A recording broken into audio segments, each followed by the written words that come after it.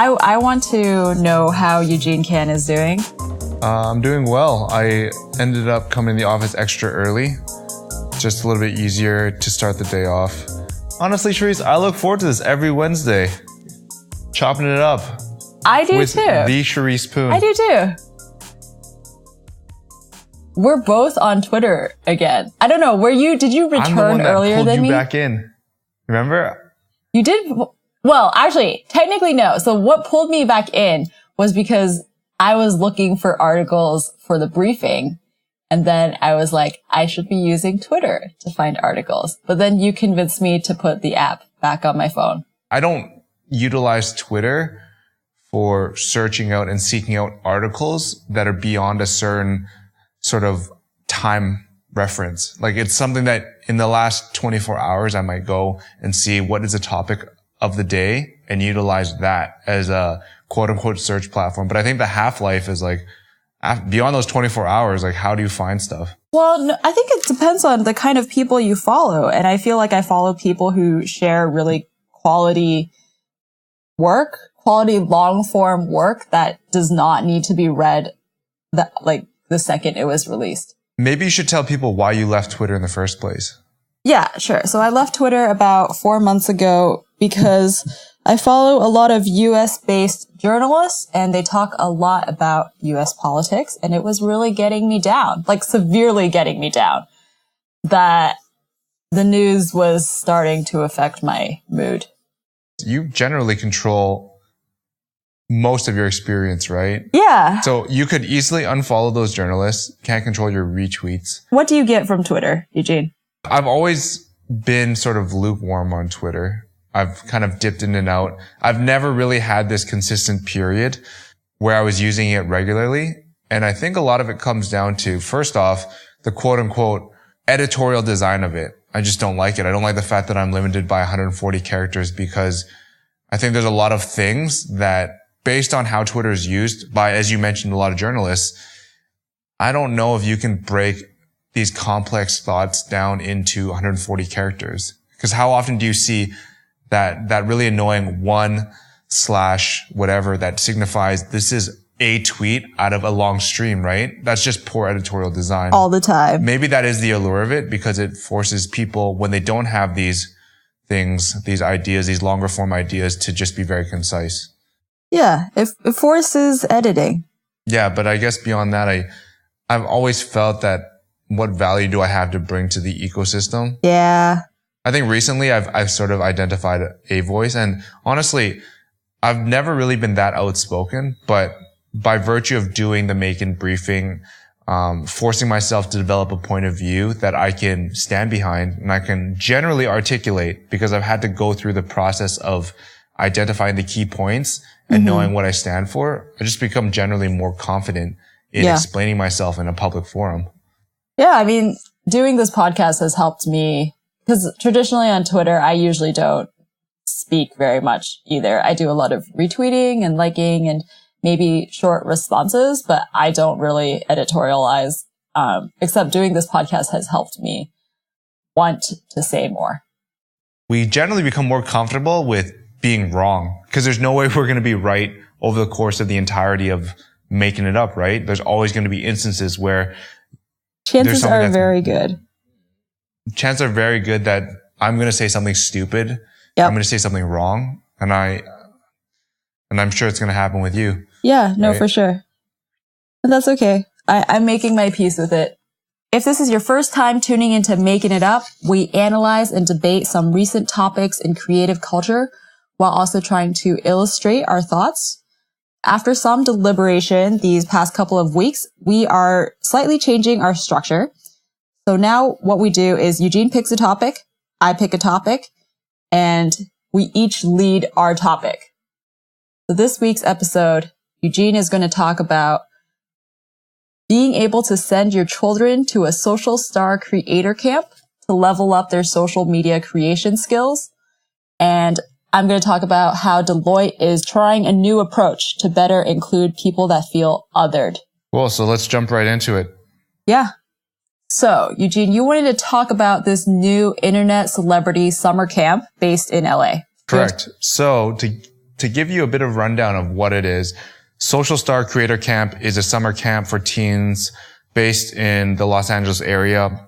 It follows a similar vein to just traditional sort of acting camps for kids. It's run by a guy named Michael Buckley. And it's interesting because his focus is primarily on helping these teens become vloggers. What is the correct term for it? I think it's vloggers. Let's use vloggers then. We're already dating ourselves.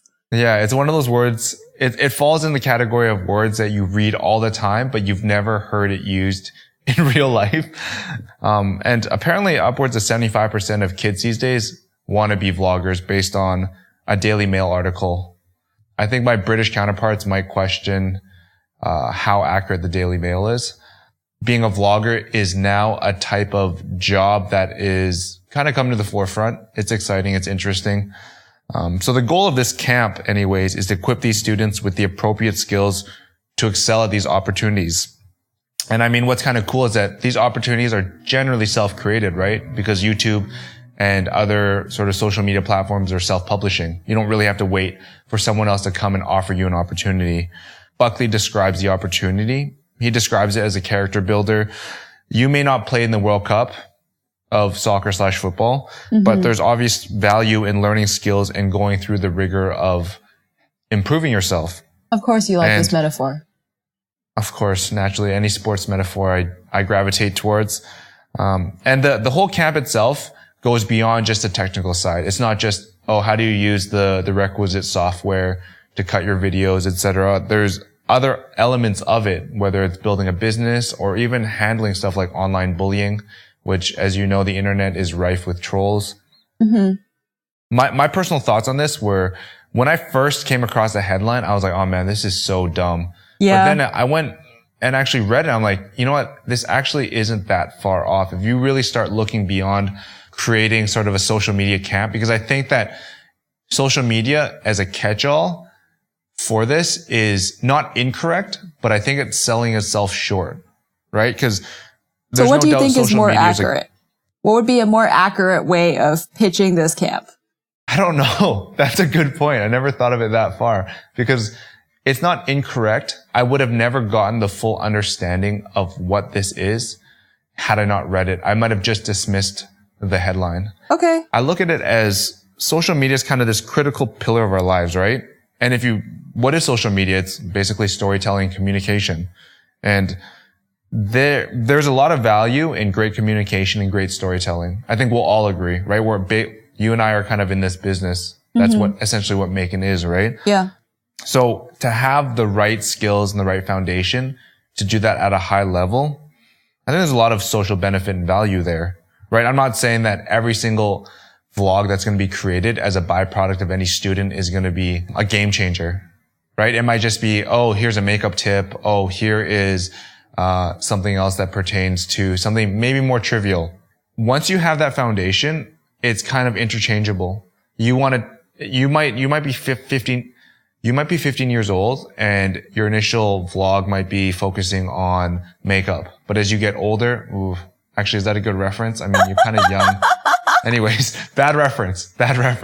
Maybe you're 15 years old and you're talking about a toy, or you're talking about some sort of product review that pertains to your demographic. Not that I think we have 15-year-olds who listen to this. I mean, I don't know. Maybe they do. I think they are going to object to the fact that you suggested their vlogs are going to be about toys. But, that's fine. Let's keep going. I was going to say Minecraft. That was my suggestion. Minecraft. Yeah. Okay. But like a 12-year-old vlog about Minecraft modding. I think this is like a realistic example. Continue. Thank you for that. Thanks for that contribution, Charisse.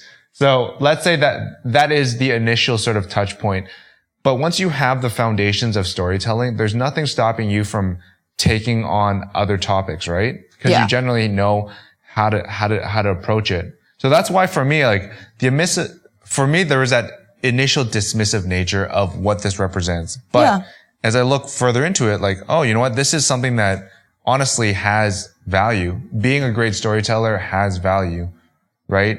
Well, It can also be used for other things like, whether it's marketing or whatever. I've always said this is like, you meet a lot of startup founders and marketing is always a challenge, right? Like I think, in my immediate circle, I'm more likely to connect with builders, people that are building a product, creating something. And it's not always the easiest to market it and to talk about it. But having that sort of foundation there, I think is really helpful to kind of flip it around. I guess to come back to what you mentioned, what is an accurate way of outlining this? It'd probably need to focus more on maybe focusing less on social media as its sort of catch-all, but more about this camp allows teens to improve their storytelling for social media. I think that would be a bit more, it would definitely be accurate. I don't know if necessarily the camp is positioned as trying to solve this. I look at it from a deeper perspective of, hey, you know what? If you improve upon all these things that they're equipping you with, you essentially become a better storyteller and a better communicator. Do you think the kids who are signing up for this camp are expecting or wanting that? I don't think they necessarily think along those lines. I can tell you I can only use my own experience. I wasn't thinking along those lines when I was 15, albeit that was like way pre-social media. But this is kind of the purpose of this camp. And I was thinking about this the other day. I think a great coach or mentor is someone that can accelerate and make someone understand their experience, right? Like, there's part of that where the guy that's overseeing the whole project, this Michael Buckley guy, he has his own YouTube following. And for him to be successful as a coach and mentor, which is maybe a little bit different from being a successful vlogger, is how can you take your experience and ensure that your students are understanding it in a way that they can apply it as quickly as possible? And not like, hey, let me tell you this, but you're still waiting to go through the whole process yourself to understand what it means. And I think that's kind of the disconnection, or I guess the thing that you need to cross. That's a bridge you need to cross. Does that make sense? It does make sense, but I want to go back and ask you, I think you are right that I think Buckley is doing a good job, that he is trying to mentor these kids and not just help them get more followers. But I want to go back to the question of why you think why do you think youth are signing up to this camp? I'm not trying to lure you into a trap. I'm just saying, like, you've been talking about what the purposes the camp serves, like what you see is good about this camp and how they are something that originally struck you as seems kind of dumb, but turns out to make a lot of sense, like could be empowering to these kids. Do you think that that's what these kids and youth and their parents think when they sign up for this camp? Okay, if I was to look at what is so interesting and captivating about being a popular vlogger, I can just off the top of my head run through different benefits, right? Like, it's entrepreneurship, being your own boss, community, friends that you develop along the way, exploring your passions, right? Like, you use Minecraft. Minecraft is sort of a vehicle that this person's generally passionate about anyways. So now they're like taking to the next step, right? And I think a lot of this also comes into the realm of betterment and self-learning. Because I think a lot of these things that do well is like, you're learning about something, right? You're providing some sort of knowledge, or at least, an opportunity for people, for the community to come in and we can talk about this, we can discuss it. So I think there's a lot of tangible benefits to being a quote unquote successful vlogger. So what are the dangers? Mm-hmm. Because I feel like you are trying to persuade me that there is benefit in this career choice, and you're not mentioning like what people might think or what the gut reaction could be.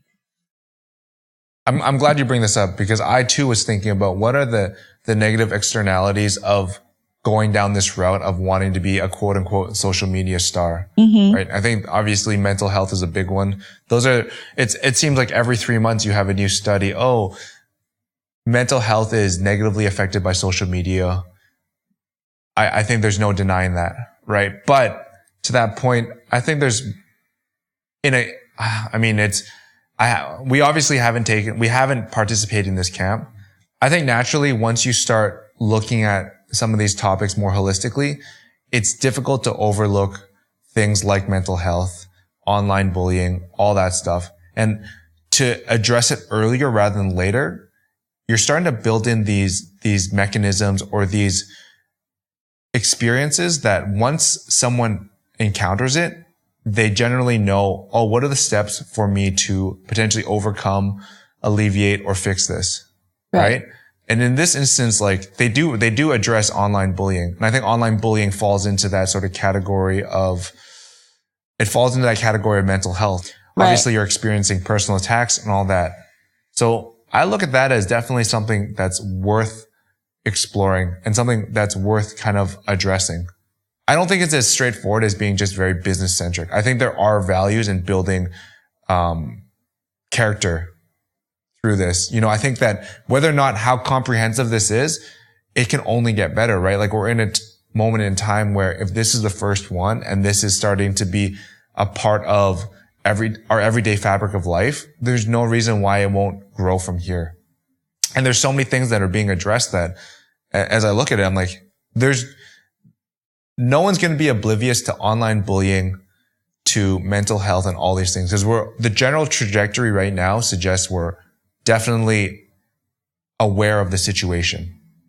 I think I do want to make a kind of fight back against what you're saying, because while you and I might be very aware of what online bullying looks like and the correct response to that, I have some concerns about these kids who, even if this camp covers it, I suspect are still not adequately prepared to actually handle it if it does come up. And I understand it is not this camp's responsibility, because most likely a bunch of these kids are going to start YouTube channels and be on Instagram and doing all this social media stuff anyway, right? Like it exists. But I do wonder if this camp kind of encourages even more of this behavior without them having the resources to handle what might come out of it. So basically you're putting them on a trajectory of potential, for lack of a better word, social media stardom, and accelerating that without giving them the proper sort of mental capacity, and the experiences to handle what might be thrown at them. Yes.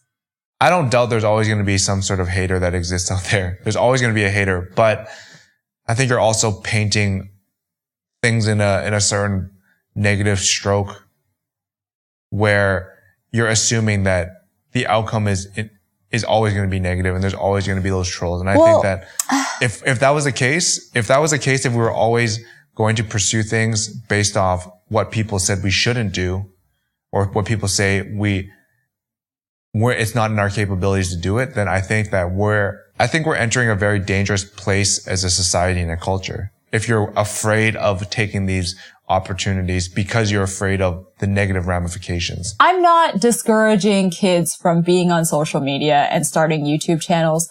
What I think I would like to see more of is almost like how we have sex ed. I think there needs to be more internet ed. Like, I think this camp is starting on that. Like, they have the LAPD come in, like, Michael Buckley talks about what to do if a troll comes up. I guess as much as we are encouraging kids to be on social media, there needs to be an equal measure of equipping them to handle things that might come up. The disagreement here is between you and I is it happening fast enough?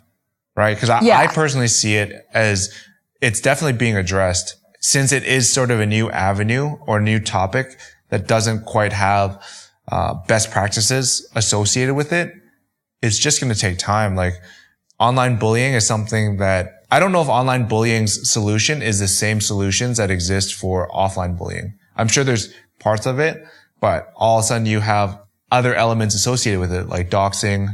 Yeah. Just like general, like privacy issues, all that stuff. Yeah. I just think it's a matter of not necessarily letting it play out passively and just, whatever happens and we'll react, but knowing that it's basically something new that we have to deal with that we don't quite have all the answers to. If we are going to encourage kids to pursue being on the internet in some form as a persona, as a viable career, as a way of monetizing their interests, which is fine. Like, I am for that. If we're going to, as a society, encourage it, we need to also make real changes that protect these occupations, these interests. A side note in this article that we haven't mentioned is the LAPD says to the kids, you're protected online by the law, but it's a very difficult law to enforce. I know I'm being negative and doomsday-y, but I still think kids need to be, I'm not being a hater. I think I'm just being pessimistic, or like, I'm throwing like cold water on this, I guess, is that if something does happen, we're still not well equipped to defend them. At this point in time, I'm satisfied with the addressing of it. Yeah, we don't have to harp on it. I think, yeah, I would just wanted to be clear on my point. And I'm not trying to say, this camp needs to be shut down or that these kids shouldn't start YouTube channels. I just think that there have to be equal measures that allow them to do that. That's a positive way to put it, right? Like, if we up our ante on, law enforcement and education, that's encouraging them even more down this path to say, we've put all the right measures in place that allow you to do this. You don't have a kid. Would you send your hypothetical kid? No, I wouldn't. But that's also because I think I have, and it's not to toot my own horn, but I just have a general better understanding of the social media landscape. And I think this also was something that crossed my mind. Does this create an environment of the haves versus the have-nots? So if you cannot send your kid to this, does that mean that they will not achieve success? And, I stopped myself very quickly and I'm like, there's so many real world implications. Having that opportunity to go to that school or that learning opportunity definitely puts you ahead. But there's so many other intangible things that are happening all at once that allow people that don't necessarily have the opportunity to still succeed. Mind you, it is more difficult. Don't get me wrong. I mean, look at he started with a soccer/football analogy, and it's like, how many people have achieved success without needing to go sort of a certain route? Yeah. Right? They figured it out on their own. They were continually monitoring their situations and improving because they were just self-aware. Yeah. Right? Yeah. There's certain things that are also innate, right? Just like you have athletes have a certain innate physical talent, the same can be said for your ability to read people's reactions, your ability to communicate, your voice, all these different things. And actually, I would argue that the internet is like quite a fair playing ground, Like, I know not everyone has access to the same tools, but generally speaking, the obstacles in place to someone opening a YouTube channel is low. Sure, like maybe you won't have the fancy video equipment, but I would like to think of it as still a very open. Yeah, how many times have you seen a social media star? I use that. I cringe when I say that word, but how often have you seen someone that's put out a very, very lo-fi, mediocre video, but they have a ton of traction? Yeah, like all the time. It is nice what you emphasized earlier about storytelling, right? And I think the internet does prize not necessarily like high, like HD quality, but good storytelling. Share with me the topic that sort of piqued your interest for this week.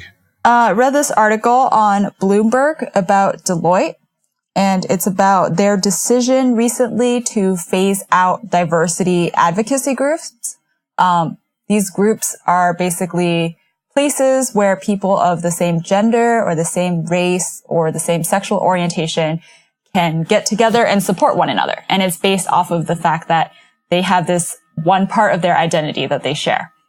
Right. So Deloitte made this decision to phase out these groups in favor of something that they're calling inclusion councils. And they're very clear. This doesn't mean that they are not taking diversity and inclusion seriously. It's that they believe that this aspect of companies has grown stagnant and some serious change needs to be made. So I did a little bit of background research, and these advocacy groups were first created in around the late 1960s. So I do think that there is some argument to be made that if companies have been doing this for 50 years, then maybe it's time for some innovation in this area. I do think Deloitte is making a courageous move by announcing that they are changing, because they say it themselves that they don't have to make this change. Like, no one is going to say, Deloitte, why are you still using these employee resource groups when other people are making change? Because that's not the case. They're the first ones to be like, we're going to try and do something different. What was interesting to me about this article, actually what's interesting to me about the two pieces that we picked today, is that we both had gut negative reactions and then I guess came around to understanding the idea. Because the first time I read this article, I was like, this seems like a bad idea. This sounds like you are taking away resources from women and minorities and people of different sexual orientations. Like, that's what it sounds like to me. But upon further investigation into why Deloitte is doing this, I am interested to find out if this pans out. Because their argument is that diversity groups need to get more advocacy, particularly from executives who tend to be white males. And the groups that had currently been in place were secluded. So even if they were supporting and encouraging one another, it was actually not really helping them affect change. Because the leaders, the people, or some key decision makers were not in the room. So their idea is that in order to really get change, you have to have conversations that include everyone. So that other people who might not identify as you do, but would still like to help, would still like to be part of the culture, can also do something. First and foremost, as you mentioned, if we've been integrating, or if we've had the notion of diversity groups for upwards of 5 decades, and we're at the place we are right now, I see it as a catastrophic failure. Yeah. Right? I don't see that we've made a ton of progress, and in many ways there's been regression. Yeah. Right? So it's ripe for trying a new game plan. Yeah. But secondly, I can speak somewhat anecdotally. I don't fall into that prototypical white male exec role, right? But I have been in a position to make relatively meaningful company decisions.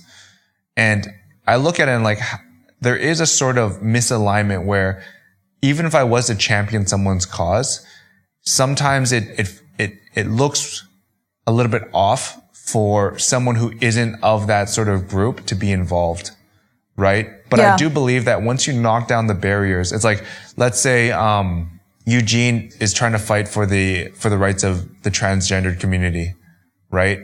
For me to be part of that, I think it lends itself to a bit of misalignment. But if you actually flatten it a bit more and understand that there is a common goal, I think that exists between each of these groups, whether it's based on sexuality, it's based on race, et cetera, there is a common goal that exists, and that's, I think, equality, right? At least the first goal. I'm sure there's there's probably nuances to that, but let's say the overarching goal is equality and acceptance. They can definitely leverage each other's goals that they're trying to achieve together. And I also think that it allows people to kind of accept other outside help, outside influence that doesn't maybe look or feel like them, to help kind of champion their cause. I mean, I would feel a little bit more comfortable under that condition, because that, hey, you know what? I'm here for your cause based on this end goal, versus changing it up in the sense that, hey, as a member of this community, you can't even begin to understand our struggles and our challenges. And I think it's not necessarily, I agree, maybe I'll never be in your position, but I still have a sense of interest in what you're trying to achieve. Do you believe that this plan of action has any potential downfalls? Yes, I do. I think one major concern that comes to mind is that once you put these other people in the room, the people who think of themselves as others or minorities will not feel comfortable being open Like the big thing about advocacy groups was that you brought people who shared in this one aspect together so that they could talk about it, right? Or even if they don't talk about like let's say it's a group for women, right? Which Deloitte has had for 24 years. They call it WIN. It's a women's initiative. So you put a bunch of women in the room, then even if they aren't talking about like specifically female experiences, they can all feel comfortable knowing that everyone has the same background as them. And I did see some backlash online to Deloitte's movement saying that once you put men in a room, women get less airtime, as in they speak significantly less. Is that because men are dominating the conversation or because women feel less comfortable speaking up? I don't know. It could be. I think it's both. I think it's a combination that there are women who immediately feel less comfortable or not less comfortable. I don't think they would even specifically say that, but somehow they would be a little bit more hesitant. Like this is how it is, right? You walk into a room and you evaluate who is in the room when you open your mouth. I think that's really natural. And I don't think people tend to break it down like, oh, it's because so-and-so was here and that's why I said this thing.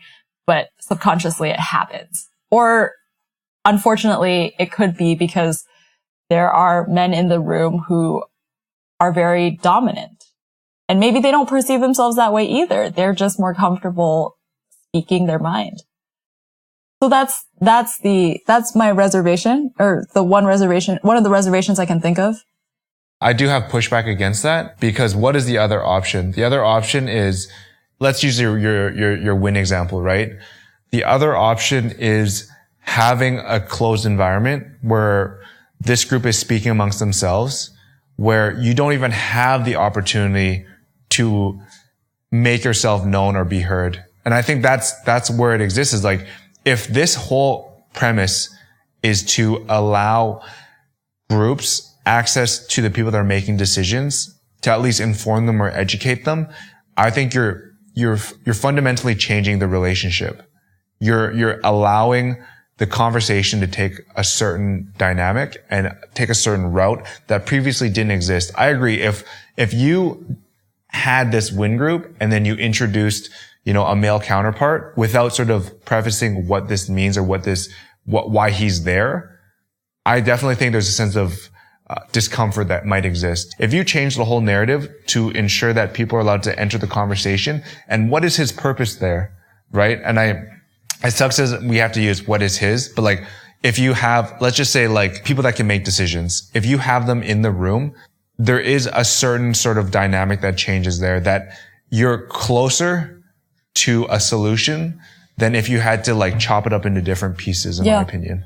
I mean, I don't think we don't have to say what is his perspective. We can also say hers, because I think you would have the same situation if there was like a minority group and a white female executive that joined. You know what I mean? So it's not just about like gender equality, which I think is a positive thing to mention, right? We're not just demonizing white men in executive positions. I do think it breaks down to how the inclusion councils work, like the details of how it works, which isn't covered in the Bloomberg article. I wouldn't expect it to be, but I do think there would have to be certain guidelines about the makeup of a council, like having people who are responsible for gauging the comfort levels in the room, or like just making sure that people have their voices in real tangible ways, not just being like, oh, I feel that people were allowed to speak up, but having numbers, right? Like there have to be this many people present. One thing that gives me confidence, or I don't work for Deloitte. I don't actually even know a friend who does, and I would love to hear from someone, if they have some personal experience. Anyway, so one thing that gives me confidence is I came across this article with the chairman of Deloitte, Mike Fucci, and he was speaking about this mentorship program that Deloitte has, where every board member has to sponsor at least 3 employees. And when they come up with 4 names, they specifically have to be a minority, a woman, someone in the same business function, and someone in a different business function. So like, that's what I'm talking about being specific about the requirements. And hopefully that applies to the inclusion councils. Let me leave you with this one thought. Do inclusion councils, not necessarily in the same sort of application of in a business, but the concept of inclusion councils, do they exist in the real world? Can I give you an anecdote, like an anecdotal example here? I am part of this Facebook group, which I'm not going to name specifically because what I'm about to say is kind of negative. I'm part of this Facebook group that's for female creatives only. So only female creatives, or the group also accepts people who identify as female. But anyway, this group has the issue I think you mentioned earlier, which is that it's a closed group and the purpose does not seem to be to affect change in any way, so much as it is to give everyone a shoulder to cry on. And I know that there are women who need that. Like maybe they're in a really tough position in their company where they're the only woman on a team or the only female leader on a board. And so they do need other women in other industries to just empathize with them and hear them out. But it just sometimes seems like too much of a whinge fest. Like, as in people just being like, this sucks, this happened to me, is not fair. You know, like nothing, we don't seem to get beyond that. I don't know how a inclusion council Facebook group would ever work. It just, like, at least in a company, they have the same end goal as you mentioned, right? Like as a company, they have certain missions and even more specifically, like certain tasks that they have to accomplish, right? In a certain branch. But you don't have that in the real world. I guess I asked that because I did sort of have an answer in mind. And my answer was, and I don't think it's perfect. It's by no means a perfect example, but in general, I've always looked at this. I've always looked at the creative community.